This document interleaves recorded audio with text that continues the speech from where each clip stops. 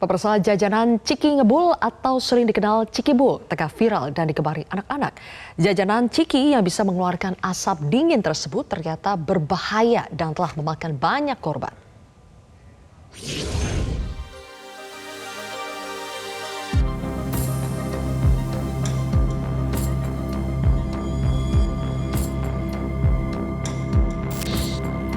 Jajanan Ciki Ngebul atau Cikibul tengah viral dan digemari sebagian anak-anak. Saat dikonsumsi, jajanan ini tidak hanya memberikan rasa dingin, tetapi juga ada sensasi di mulut yang mengeluarkan asap. Asap pada makanan ini berasal dari nitrogen cair atau liquid nitrogen. Pada awalnya, penjualan Ciki Ngebul ini dilakukan di pusat perbelanjaan atau mall, namun sekarang sudah dijajakan di pedagang kecil di pasar malam. Kementerian Kesehatan membeberkan efek mengkonsumsi makanan mengandung nitrogen. Selain luka bakar, menghirup terlalu banyak uap memicu kesulitan bernafas. Bahkan di beberapa kasus terparah dapat memicu kerusakan internal organ tubuh. Kemenkes lantas mengeluarkan rekomendasi nitrogen cair tidak digunakan untuk pangan siap saji.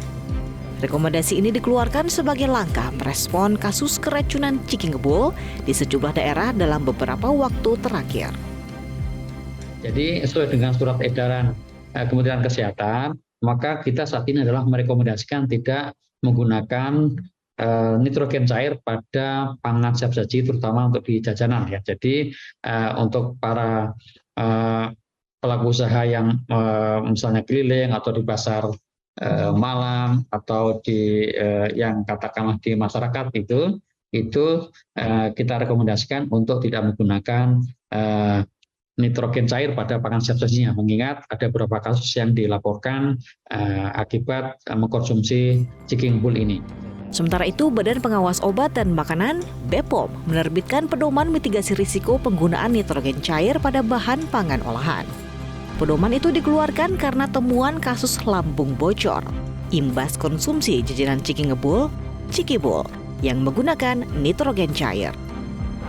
Pedoman mitigasi risiko nitrogen cair pada pangan olahan. Ya, sudah ada pedomannya. Jadi pedoman itu berisi bagaimana nitrogen cair yang betul. Jadi harus nitrogen cair yang betul itu tentu dia harus sesuai standar. Standarnya apa? Standarnya tentu harus food grade. Ya, food grade. Lalu disimpannya dengan suhu penyimpanannya itu harus berdiri dalam tabung yang baik, berdiri suhunya 50 sampai 52 derajat.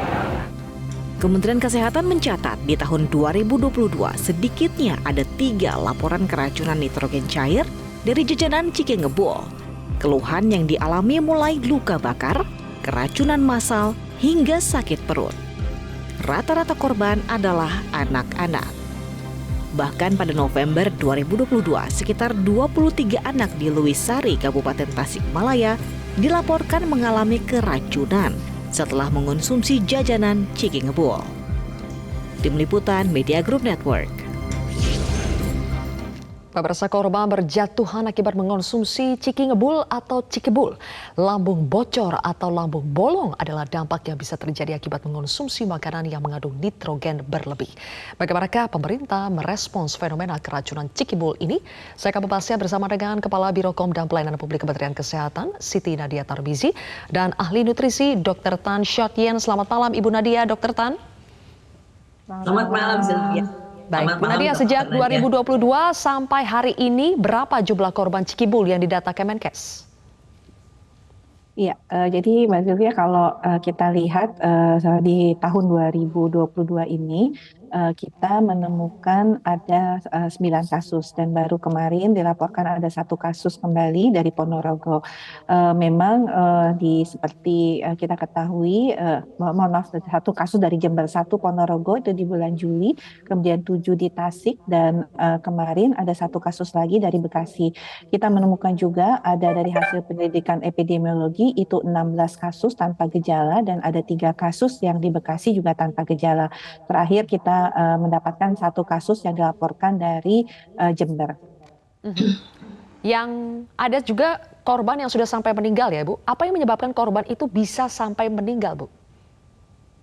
Kalau sampai saat ini korban yang meninggal belum ada, tetapi yang paling berat gejalanya itu adalah yang membutuhkan operasi karena kemudian di saluran cernanya terjadi kebolongan akibat daripada iritasi kimia tersebut. Oke. Kita sering mendengar nih Dokter Tan kalau cikibul ini bisa menyebabkan sampai lambung bocor atau lambung bolong. Itu penjelasannya bagaimana bisa sampai seperti itu Dokter Tan? Ya, penjelasannya sebetulnya kan masalah terbakar ya, terbakar dalam tanda kutip. Jadi terbakar itu tidak selalu artinya suhu tinggi, ya, tapi juga suhu yang sangat rendah. Ya, coba Sylvia tahu nggak suhunya nitrogen cair itu berapa sih?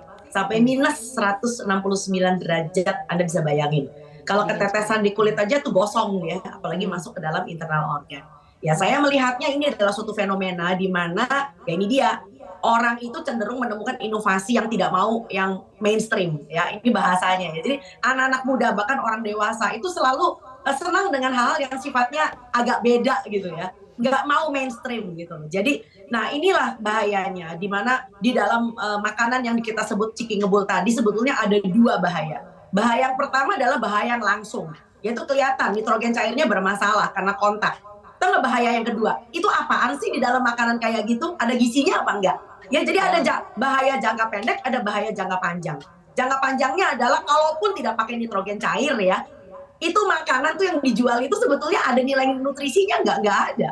Gitu. Isinya cuman apa sih namanya ya, itu makanan jajanan yang tinggi gula barangkali ya, lalu kemudian nggak jelas gitu ya. Jadi memang ini adalah suatu fenomena yang harus kita perhatikan bersama. Sekarang barangkali ciki ngebul, besok nggak tahu apa lagi. Lidah nyala. Zaman saya kecil dulu ada yang namanya permen peletok. Mbak Ziki pernah dengar nggak?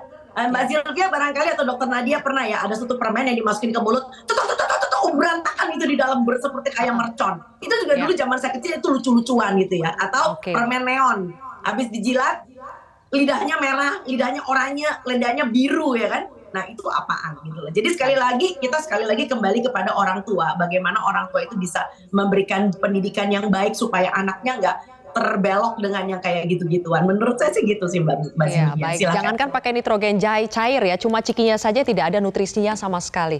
Oke, Bu Nadia, Kemenkes kan sudah mengeluarkan surat edaran tentang pengawasan penggunaan nitrogen cair pada produk pangan siap saji. Apa sih sebetulnya bentuk pengawasan yang akan dilakukan secara teknis di lapangan? Ya, sebenarnya kalau kita merujuk kepada aturan Badan POM, penggunaan nitrogen cair sebagai zat fasilitator untuk pembuatan industri, terutama es krim, itu memang diizinkan. Nah, yang memang tidak boleh ini adalah penggunaan nitrogen cair pada gerai pangan, apalagi jajanan keliling, ya, yang artinya ini adalah produk-produk lokal pangan siap saji yang fungsinya itu kita tahu bahwa ini seperti zat penambah makanan, bukan zat untuk mengkatalisis atau mempercepat suatu proses kimia ya. Nah ini yang tentunya nanti kami akan bekerja sama dengan pihak-pihak terkait termasuk Badan POM, kemudian Dinas Perdagangan, Perindustrian untuk melakukan pengawasan terhadap penjualan daripada nitrogen cair ini. Kalau kita lihat ya nitrogen cair ini memang sepertinya harus diperkuat karena bisa diakses dengan mudah di beberapa tentunya penjualan-penjualan online. Dan sebenarnya harganya cukup mahal ya Mbak Zulfia, karena ini sekitar 3 juta sampai 4 juta. Jadi memang artinya pengawasan harus semakin kita tingkatkan pasca terjadinya kejadian ini. Dan ini menjadi pembelajaran tentunya untuk pemerintah daerah, yang walaupun kalau saat ini kalau kita lihat kan baru Ponorogo, Tasik, Bekasi, dan Jember yang melaporkan. Artinya di tempat-tempat lain pemerintah daerah harus waspada terhadap hal tersebut, dan dengan adanya surat edaran ini tentunya jajanan keliling itu tidak diizinkan menggunakan nitrogen cair ini. Oke, jelas ya kalau untuk jajanan makanan-makanan keliling itu tidak boleh menggunakan nitrogen cair. Nah, berarti kan Dokter Tan sebetulnya nitrogen cair itu masih boleh digunakan dengan kadar tertentu. Yang disebut kadar tertentu dan kadar berlebihan pada penggunaan nitrogen cair itu seberapa banyak sih? Sebetulnya nitrogen cair itu dipakai bukan untuk di dalam makanannya, nggak boleh bercampur dengan makanannya, tetapi menjadi suatu proses pengeringan yang sifatnya dipakai untuk kayak seperti misalnya cold chain ya.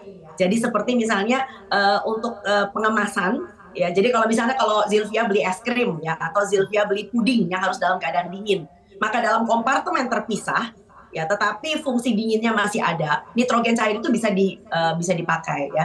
Dan setahu saya justru yang paling unik adalah nitrogen cair itu sebetulnya buat kayak seperti mengawetkan sperma di dalam tabung ya. Ini kan mengerikan sekali ya, bagaimana yang minus 169 derajat ini bisa ketetesan masuk ke dalam, terkontaminasi, istilah bahasanya barangkali kontaminasi di dalam makanan yang akan dikonsumsi. Nah ini yang nggak boleh. Jadi peruntukannya itu salah, kasar ngomongnya begitu ya. Sama seperti misalnya, ini satu hal lagi yang lain, cerita yang lain lagi. Anda pernah melihat bahwa orang kalau masak itu ada apinya kan menyala gitu ya. Nah api itu kan dipakai untuk memanaskan makanannya. Bukan apinya atau minyak tanahnya masuk ke dalam wajan makanan, begitu ya. Jadi kalau begitu apinya dan minyak tanahnya masuk ke dalam makanan, maka ini udah nggak benar. Baik, jadi kalau sekali begitu lagi kita melihat pada peruntukannya. Nah kalau peruntukannya harus salah, tepat. Baik, terima kasih Dr. Tan. Sayang sekali waktu kita terbatas karena akan segera ada azan maghrib. Terima kasih Bu Nadia dan juga Dr. Tan telah bergabung bersama kami di Prime Time News hari ini.